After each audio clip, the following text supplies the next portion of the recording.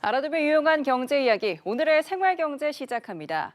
우리나라 피부과를 찾는 외국인 수가 15년 사이 100배 넘게 늘었습니다. 예뻐지기 위해서 한국을 찾는 외국인들이 많아지는 건데요. K-뷰티를 넘어 이제는 K-의료 관광이 새로운 트렌드로 떠오르고 있습니다. 보도에 김도헌 기자입니다. 피부과를 찾은 한 외국인 관광객이 접수대에서 여권을 내밉니다. 대기실 한가운데에는 면세 혜택을 받을 수 있는 키오스크까지 마련돼 있습니다. Reddit has like a subreddit called like Korean beauty or Asian beauty, and looking at what they recommend, that's been a huge thing where TikTok influencers will come to Korea and they'll, recommend where to go. SNS에서는 한국에 오면 예뻐진다는 이른바 코리아 글로우업 챌린지가 인기인데 특히 시술 전후 모습을 비교하는 영상 반응이 폭발적입니다.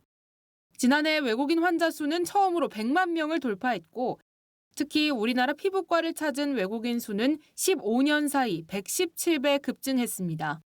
실제로 올해 외국인 의료 소비액도 1조 원을 넘기면서 지난해보다 67.9% 상승했습니다. 미용 시술이나 성형 수술을 받기 위해 한국을 찾는 관광객들도 늘고 있는데 최근 중국인 단체 관광객 무비자 입국이 시행되면서 의료 관광이 더욱 활기를 띠는 모습입니다. 피부과 관련된 시술 이런 거 되게 인기가 많아요. 특히 시술만 받으려고 한국에 오는 외국인들이 되게 많더라고요. 요즘 비자도 없이 왔다 갔다 할 수 있으니까 중국 사람들이 진짜 많이 오는 것 같아요. 미용이나 성형 목적으로 방한하는 외국인들은 비교적 장기간 국내에 머무르는 만큼 숙박이나 식음료, 쇼핑 등 관련 소비가 확대될 수 있다는 분석도 나옵니다.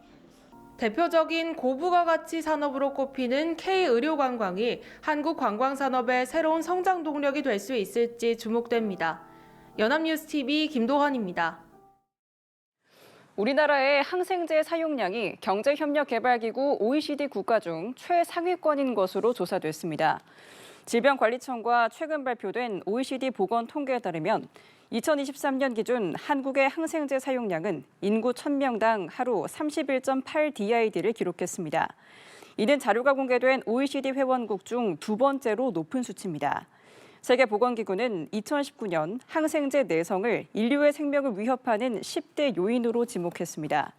항생제가 듣지 않는 내성균에 감염되면 치료가 어려워지고 입원 기간 증가, 치료 비용 상승, 사망으로까지 이어질 수 있습니다.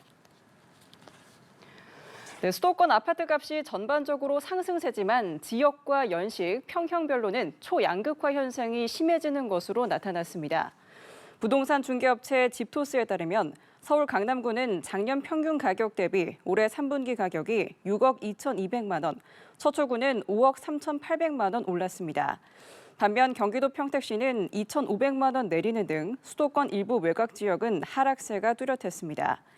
연식별로는 서울 아파트 입주 5년에서 10년 차 준신축과 30년 초과 아파트가 약 14%의 높은 상승률을 기록했고 평형대별로는 50제곱미터 이상 중형과 대형 평형이 12%가 넘는 상승률을 보였습니다.